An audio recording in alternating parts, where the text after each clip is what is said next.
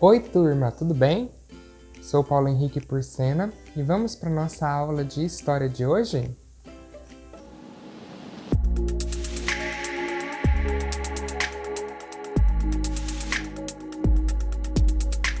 Na aula de história de hoje, nós vamos fazer uma pequena revisão.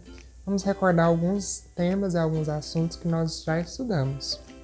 Hoje nós vamos relembrar sobre como que o homem surgiu no planeta, quais são as teorias que explicam isso, de que forma ele começou a povoar o território, do planeta e qual que é as suas principais características. Então, vamos relembrar que existem duas teorias.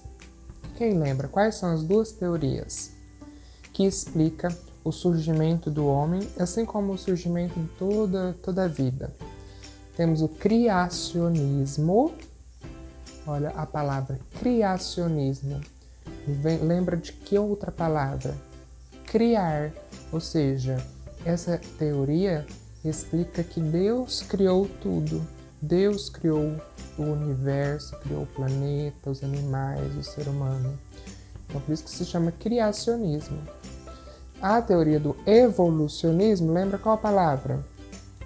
Evolução. Então, essa teoria, os cientistas se embasam nela para explicar que todo o planeta e os seres vivos que aqui habitam, eles passaram por um processo de evolução. Surgiram lá por algumas moléculas, alguns átomos, e esses átomos foram evoluindo com o passar do tempo, até chegar como nós estamos hoje. Bom, e assim como todos os seres aqui no nosso planeta passou pela evolução, o ser humano também passou por uma evolução. Então, primeiro, onde surgiu o ser humano? O primeiro vestígio que se tem de presença humana é lá na África. Por isso que nós falamos que a África é o berço da humanidade. Por que berço? Berço lembra de começo, de neném, né? Então, onde é o começo da humanidade, do ser humano? Lá na África. Porque é o primeiro vestígio que se tem, o fóssil. Lembra o que é fóssil? Que é aqueles vestígios, aqueles restos que a gente encontra, ossos, pegados, materiais, que a gente estuda sobre a partir deles. Então, o fóssil mais antigo encontrado foi lá na África. Então, a ideia, a teoria que se tem de onde surgiu o ser humano é na África. Por isso é o berço da humanidade. Bom, e a espécie que surgiu lá se chama Australopithecus. Algumas teorias não consideram essa espécie como humana, mas é a mais próxima e antiga que se tem do ser humano. Então, alguns ainda classificam ela como a primeira espécie humana, é o Australopithecus. Depois do Australopithecus, que é aquele homem, é o mais parecido com os chimpanzés, ele é todo peludo, não tem muitas habilidades, não tem muita, vamos dizer, inteligência hábil. E aí, com o passar do tempo, esse Australopithecus evoluiu. Ele foi se adaptando ao ambiente, ele foi evoluindo e se aprimorando. E aí surgiu, então, a segunda espécie, que é o Homo habilis. O Homo habilis, então, ele começa a criar habilidades para manusear a natureza, para se deparar com o ambiente em que ele está. Então ele começa a criar ferramentas de caça, começa a caçar, ele começa a ter ideias de como se proteger, de como melhorar a sua rotina e a sua vida. Então por isso que se chama Homo habilis. Esse Homo habilis também viveu na África. Então olha só, tanto o Australopithecus como o habilis está lá na África, o berço da humanidade, onde tudo começou. Então eles estão lá, nessa região. Eles ainda não se espalharam, ainda não se multiplicaram para poder ir para as outras partes do mundo. Tá? Então lembra que o Homo habilis era um homo ágil que começou a criar algumas ferramentas e viveu há cerca de 2 milhões de anos atrás lá na África. Depois, com o passar do tempo, o homem foi se evoluindo, se aprimorando mais, e aí surgiu o Homo erectus. O Homo erectus também viveu na África, mas ele começou a se espalhar e chegou na Europa e também onde é a Ásia hoje. Então eles começaram a buscar alimentos. Lembra que eu falei que antes o ser humano era nômade? Então nômade é quem não se fixa, tem que ficar mudando. Então o ser humano antes ele era nômade e o Homo erectus também era nômade. Ele ficava mudando em busca de alimento, de proteção, de abrigo, fugindo do clima muito frio.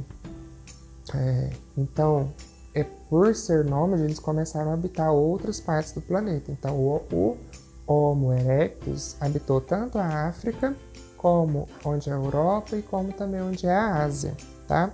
Ele viveu há cerca de 1,9 milhões de anos e ele criou ferramentas mais aprimoradas. Então, ele começou a ter uma inteligência, uma linguagem bem mais elaborada do que o Homo habilis. Então, o Homo erectus, ele começa a se posicionar mais em pé, a utilizar mais a mão para criar objetos, para caçar, para criar lanças, flechas, etc. Então, ele começa a criar técnicas e ferramentas mais elaboradas. Com o passar do tempo, já falamos da primeira, que é o Australopithecus, da segunda, que é o Homo habilis, da terceira, que é o Homo erectus. Agora vamos para o quarto, que é o Homo neanderthal. Eles falam neanderthalenses, mas a gente conhece como o homem neandertal. Esse homem neandertal, ele é lógico que está bem mais evoluído do que o anterior, sua linguagem já está bem mais complexa, ele começa a deixar já vestígios nas paredes, pinturas rupestres nas paredes. Ele também é nômade, então ele viveu na Europa e na Ásia. Esse já não estava mais na África, eles já estavam indo para outras partes do planeta, certo? E criou também outros instrumentos, outras técnicas, como uma linguagem mais elaborada. E a nossa quinta espécie, que é a que a gente é hoje, é o Homo sapiens. Então, o Homo sapiens já é o homem inteligente, o homem que conhece, né? Um homem sábio. Ele já então elabora técnicas muito mais elaboradas, tem a linguagem bem formada, bem complexa, está formando já uma família. Ele descobriu já a agricultura, então ele se tornou sedentário, ele não é mais nômade, porque nômade é que fica mudando de um lugar para o outro, não se fixa em busca de alimento e proteção. Então agora o ser humano ele descobre a agricultura, ele aprende a plantar, a colher, a usar a terra, e aí ele se torna sedentário, ele se fixa em um local só, e assim ele vai surgindo então as sociedades, as cidades, as comunidades, porque eles vão começar a se fixar em um local só, certo? Bom, mas eles estão na Europa e na Ásia. E aí, como que chegou na América? Como que chegou até aqui no nosso território? Bom, existem algumas teorias de como que o ser humano chegou aqui. Nós já estudamos sobre elas. Eu vou lembrar para vocês uma que é a mais que eles mais comentam, que é a teoria do Estreito de Bering. Então, o Estreito de Bering seria uma pequena faixa que tem lá na Europa com a América. E aí, como o nível do mar estava baixo, eles conseguiam atravessar nesse Estreito de Bering, tá? Então, essa é uma das teorias de como que o ser humano chegou na América pelo Estreito de Bering. Como o nível do mar estava baixo, eles conseguiram atravessar nesse pequeno trecho de terra que ligaria ali a Europa com a América, certo? Por que, professor, que a gente estuda isso? Qual que é a importância de nós estudarmos história e conhecer sobre a evolução do ser humano? É muito importante para nós conhecermos de onde nós viemos, para a gente poder pensar como que o ser humano foi evoluindo, foi criando novas técnicas. Por que as sociedades hoje são estruturadas dessa forma? Por que existem casas dessa forma? Então, essas descobertas que eles fazem, essas pesquisas de entender onde o ser humano veio, de onde surgiu a evolução, Então, isso nos possibilita conhecer os nossos ancestrais, ter conhecimento da história da humanidade, né, e do mundo. Então, é muito importante essas descobertas, tá bom? E eu vou pedir para vocês fazerem as atividades da página 44 e 45. Leem da 41 até 45, tá? E aí façam as atividades. Quem já fez, vê se fez certo, vê se você não quer mudar a sua resposta a partir da explicação de hoje, tá bom? E quem não fez tem a oportunidade de fazer então. E não esquece de me mandar a foto, ok? Até a nossa próxima aula.